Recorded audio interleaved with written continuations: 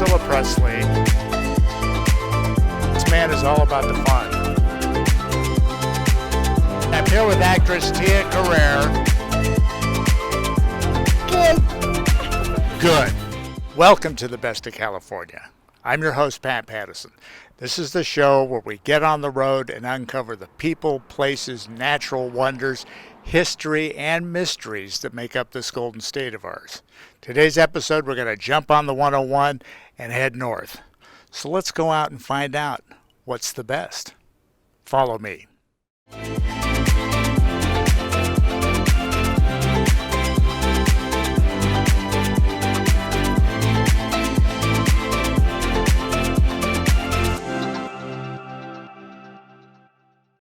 So a fun little tradition I have before we get on the road is to pick an antenna ball. Past life I did these for Disney and other companies, Jack in the Box and In-N-Out Burger. So I'm going to pick the guy at the top, Sorcerer Mickey. Keep it simple.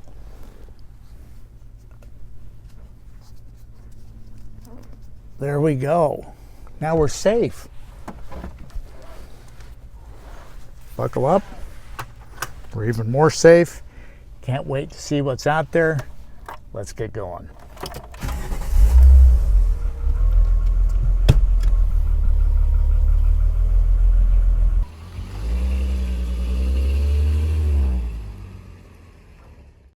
And our first stop on our Northern California journey here at Jocko's in Nipomo, considered one of the best steakhouses in the world.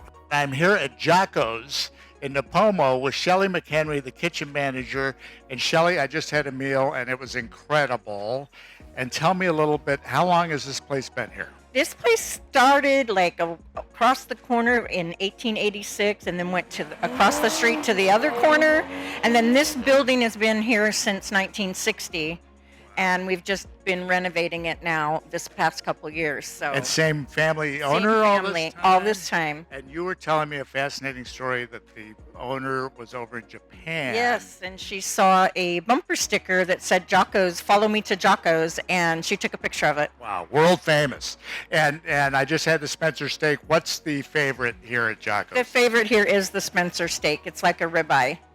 Unbelievably it's good. It's really good. And when I pulled up, I made the joke that I thought maybe there was a fair nearby.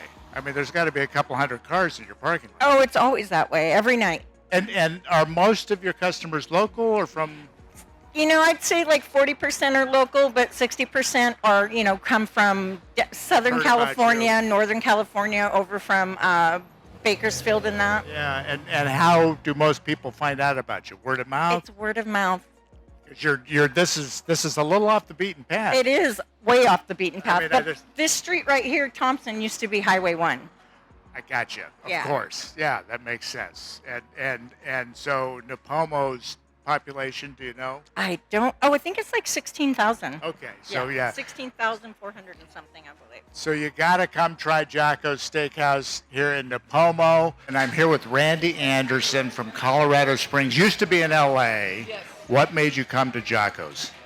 I heard from my Uber driver that it's one of the best steakhouses ever. The Uber driver knows. The Uber knows. And you're vacationing where? Pismo Beach, and I eat usually in another steakhouse, which is the best. So I decided I'm going to check this one out to make sure this is the best. And when you drove up, were you like me? Did you think there was a fair or festival? There were so many cars? Yes, there were so many cars, and this opened at 4, and I thought, well, I'm going to beat the crowd, but no. And we're here in the breezeway, which gives us a view of the kitchen. And we kind of are a special group. Randy and I got to know each other because we're alone here in the breezeway. Yes. Randy the breezeway. became the official greeter of the breezeway. Yes, I have. Anytime someone walks by, I welcome them to the breezeway. So what are you going to tell the people back in Colorado Springs about Jockos? I don't know yet. I haven't gotten my steak. Well, we're going to wait for the steak. Standing by.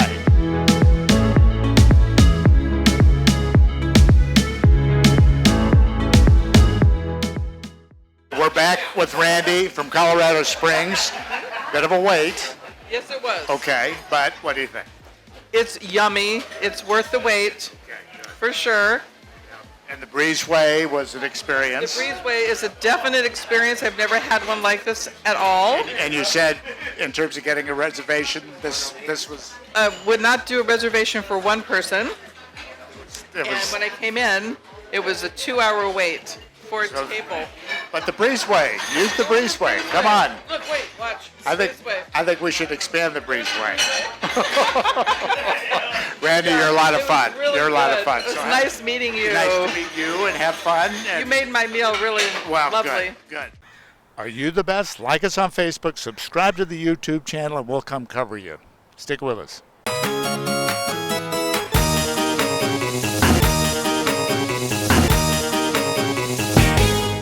Where in the Cal am I?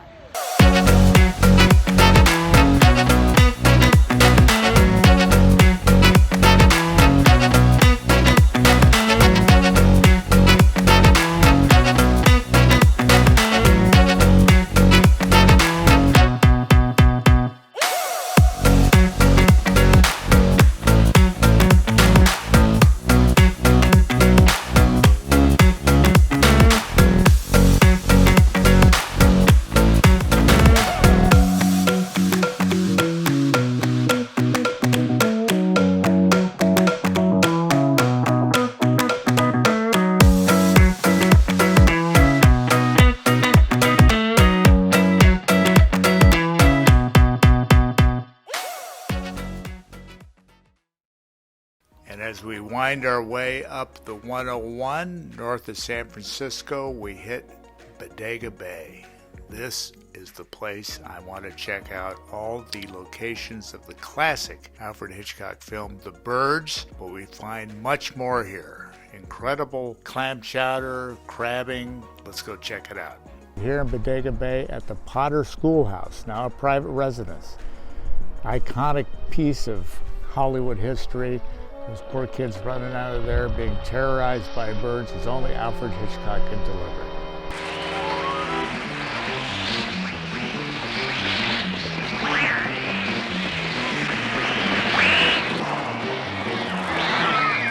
And we continue our bird tour of Bodega Bay. Here's St. Teresa of Avila Church that was featured in the film. As you know, Hitchcock was a master of making things look different than they are. The layout of Bodega Bay is obviously very different than what's represented in The Birds. So here we are at the Tides, the diner where so much of the action took place in The Birds here in Bodega Bay. Obviously this has been redone. Here's the gas station across the street from the Tides, but it was done as composite when it was blown up by Alfred Hitchcock.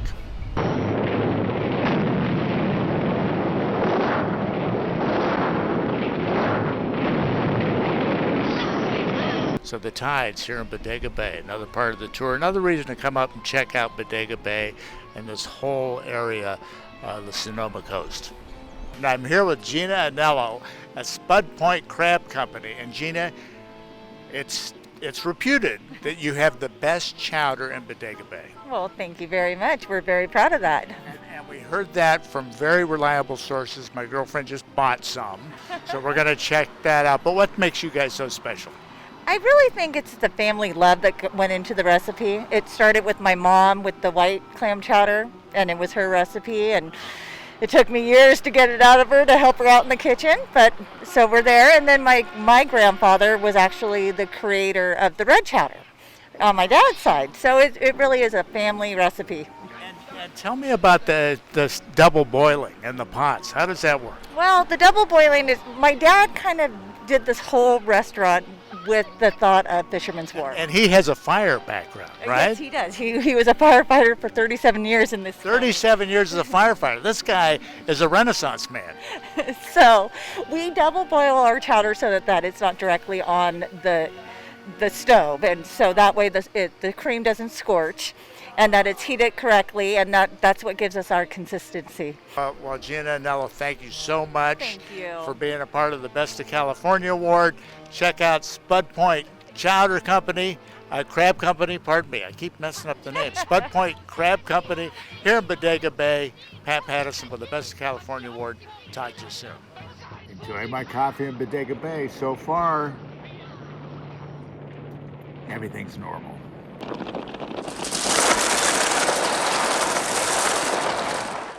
Are you the best of California? Like us on Facebook, subscribe to our YouTube channel, and we'll come cover you. Tell us all about it. Stick with us.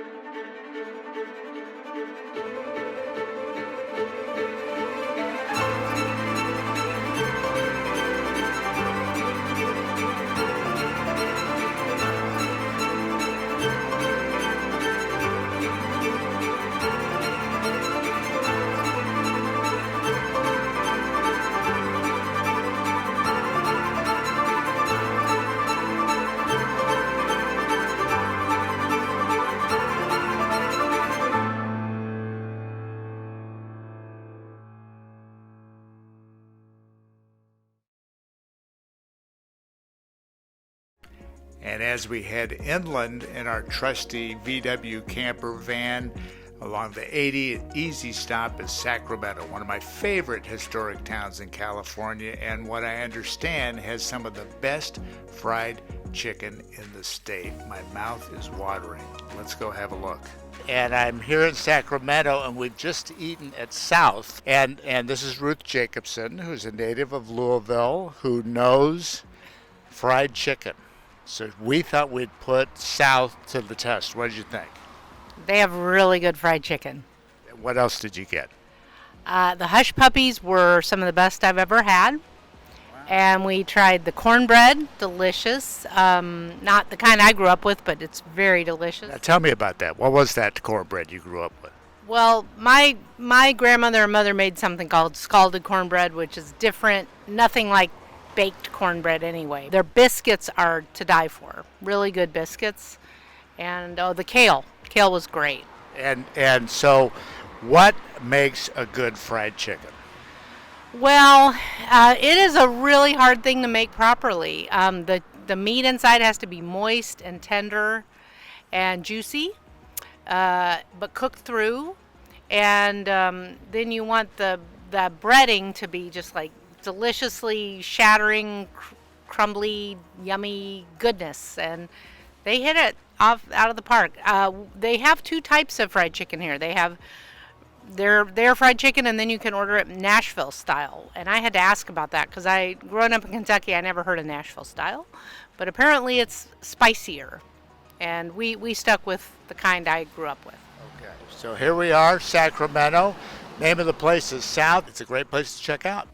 Pat Pattison with the Best of California Award here in Old Town, historic Sacramento. Beautiful place in our state capital. One of my favorite places is the Railroad Museum. It commemorates, of course, the railroad that went out and joined up the eastern-bound leg that was coming west in Utah that gave us the transcontinental railroad that bound together our country. Old stores here that are fun. Great place to bring the kids. You can check out the Pony Express Memorial, and it's just a great place to have some fun.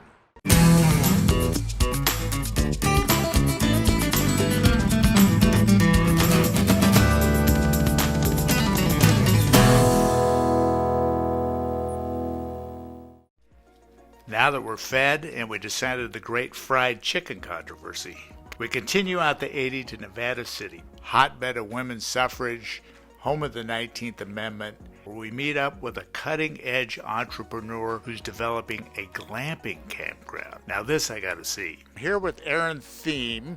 We're in Nevada City, and Erin owns and operates the Outside Inn we stayed in, but she has this incredible other business which is this campground in town. Aaron, so tell me about this business. So we're here at the Inn Town Campground, which, as Pat said, is a campground. We're in the heart of downtown Nevada City. And what's unique about our campground is that we have 3 different types of camping. We've got tent sites, we have RV hookups, and we also have glamping tents. Aaron, this is unbelievable. And I particularly like our California bear over there. But explain how this all works. Sure. So we're once again in a glamping tent here at the InTown Campground, and this is a canvas walled tent. It's got electricity, as you can see. I turned on the light. I've got a bed. This is a queen size bed. It's got linens, a heated mattress pad for these cooler evening. Yeah, or a fan if you're here in the summertime. And it's all set up and ready. So when you want to go camping, but everything is just too much work, you just bring the food or and you come camping, and you can come sit outside on the deck and look at the trees and soak up the nature and just get outside without quite as much work. And it's just a beautiful spot. I mean, I camped a lot as a kid. It feels like that. And this is just kind of a new version for people that want something that's a little more convenient. You could walk to town from here, right? Yeah, we are only 1 mile from downtown Nevada City, so not quite as close as the Outside Inn, but definitely in town. And we always tell people that, you get the feel of a state park with all the beautiful trees. We're 15 acres, over 2,000 trees here, but you have the amenities of a private campground. So, Aaron, I know that your family is in this business, that you kind of took it over from your family, the Outside Inn. Tell me a little bit about what it's like to run a family business. Sure. So the Outside Inn was originally started by my mom. In 1998, she opened, having no experience in the hospitality world before, but she liked to play house. She drove it. She's a risk taker. Yeah. So she started that. I have worked at the Outside Inn for almost 20 years. I have owned the business for just shy of 10 years. So definitely been in that industry for a long time. And then my husband had this dream of a campground. We lived in New Zealand for 5 years, and we really took the model of a holiday park, which they do in New Zealand really well, where it's a communal building. They have different types of camping, close access to town. And so this was sort of his vision, and so we built this. So this is a husband and wife. We're moved on, next generation agenda for this. So and this year, in the land of COVID and short-staffed and all of the challenges of being a small business ownership, we put our children to work. Yeah, I wouldn't say they always want to be a part of it, but in the reality, you asked about a family business, so in the land of 2020, sometimes what they want and what we have to do are not always the same answer. That's great. Well, Aaron Thiem, good to talk to you. Pat Pattison with the Best of California Award. Are you the best? Like us on Facebook, subscribe to the YouTube channel, and tell us about it. We'll come cover you. Hi, I'm here at the Rock Haven Sanitarium in La Crescenta. Abandoned now. But it's one of the mysterious and weird stories we're going to tell you in the coming months, right here on the Best of California.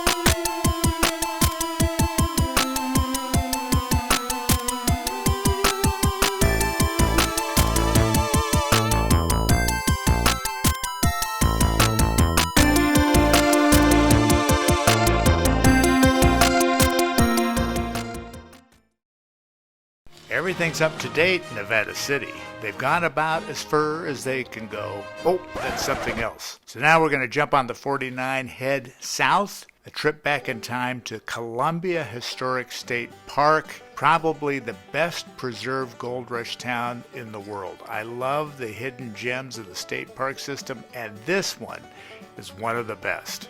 But let's check out Columbia, California here on the Best of California Award. So Columbia might have been the state capital, but here's what happened. I'm outside the Justice Department. Jim Hardwick was put on trial for murder. A crooked DA tampered with the jury. He was convicted, but Hardwick's lawyer and fiancée knew that there was a petition to make Columbia the capital. 11,000 signatures in the DA's safe. They stole it, rewrote the front page to be a pardon for Hardwick, attached signatures, presented it to the governor, and he gave him a pardon. But that stopped the whole thing of getting Columbia to be the capital. So Jim Hardwick was acquitted. Columbia did not become our capital. Here's another natural benefit, as well as historic, for California state parks. Look at these incredible rock formations, preserved forever because it's the California State Park. Support California State Parks. Visit as many as you can. They're all over. There's one near you. And this is an incredible restoration story here. The old Columbia Schoolhouse here at the Columbia State Park, built in 1860 for $6,000, and Mr. Donegan was responsible. Refurbished in the 1870s a couple of times. Operated until 1937, when it was declared unsafe due to earthquake problems. And in the 1940s, the state bought it. Show you what it used to look like. Now it's being refurbished again. We're told it's going to open up in about a week. Let's take a look. I'm here with Park Ranger Ryan at the Columbia Schoolhouse. He was nice enough to let us in. It's not open yet. It's going to be open soon, but gave us a sneak peek. And you're doing all the windows, you said, Ryan? And what else is going on? We're doing the window and door restoration, and state parks on our half, we are restoring a dozen of the windows on the east and south side. And you can see all the desks, the period desks behind us. Some of them original, some of them have been brought in, and just the two-story old schoolhouse, something you probably can't see anywhere else in the state. And Ryan, part of what you told me is they're going to start kind of an interactive program. What they do is they like to have our docents recreate what an actual classroom and lesson would be like, and they dress in period clothing. And as you can see behind you on the chalkboard, there's still chores listed. Oh, wow. And so they bring in groups of school children and they give them lessons, and then they switch out. And what we're looking to do with the restoration complete is to vamp up those interpretive programs here at the schoolhouse. We believe this to be the oldest two-story brick schoolhouse in California. And it's really important to us to bring the public in and let them get a good view of what still exists here, all of which is original artifacts. And as we head back home to Los Angeles, one of my favorite things to do for the best of California, old Hollywood locations. This is just at the corner of the 101 and the 23 in Thousand Oaks, Wildwood Park. So we're almost home. We're in the home stretch on our California adventure in our vintage VW wagon. Stopping in Thousand Oaks, let's take a look at what famous westerns were shot here at Wildwood Park. This is the home of Gunsmoke, The Rifleman, some of the shows I grew up with, The Man Who Shot Liberty Valance, Spartucus, some old Hollywood movies. Now a hiking area, a hidden gem. I'm here with Josh Palmer, and Josh, you're from where? I'm from Washington State originally. Okay, whereabouts? Seattle area. Okay, and we are here at the Wildwood Ranch hiking area. And Josh, are you a movie fan? Oh, big time. I've lived down here in Los Angeles about 4 years, and I've been to Hollywood a few times. What are your favorite types of films? Oh gosh, I love sci-fi, big fan of that. I like historical movies, and of course westerns are a big favorite of mine. Have you ever heard of the TV show from the 50s, Gunsmoke? Yes, my dad knows that show. He's told me about it. Yes. Rifleman? Yep, Rifleman. Also, I've heard of that one. Okay. Yep. Well, check this out. This is where they were shot. Those two ridges are those ridges right behind us. Oh my gosh. Isn't that wild? That's awesome. Isn't that Wildwood? Yeah, it is wild. God, that's awesome. I had no idea that it was just right here. John Wayne and Oh, Jimmy the man Stewart. who shot Liberty Valance. Yeah. I know that movie. Yeah. So do you know much? I mean, have you been to other locations? You I know much haven't. about this area and movie ranches? No, not outside the city. I don't. Okay. So the Iverson Ranch is out in this area. The Paramount Ranch where they shot MASH and all those shows. Oh yeah, I know that show. Corriganville is another area, and then the Spahn Ranch. Have you ever heard of the Spahn Ranch? No, I have not. So did you see the movie Once Upon a Time in Hollywood? Yes, I've seen that one. Yes. So do you remember where Charlie Manson was supposed to stay, where Brad Pitt goes? Yeah, out? where they're in the desert. Yeah. So that's right out in this part of the Really? I didn't know that. And now it's all houses. Oh Now my it's all houses. gosh, that's crazy. Well, that's awesome. Thank So you. you're gonna go see more locations? Oh yeah, definitely now. Excellent. I am. And that wraps up our Safari Van Odyssey of Northern California. Went all over the places that we thought we should take you to. I want to talk about the van, and if you're thinking about going camping, you're coming in from Europe, you're coming in from Canada, great way to camp during the pandemic. But let's look at the van a little bit, the Total California Vintage VW experience.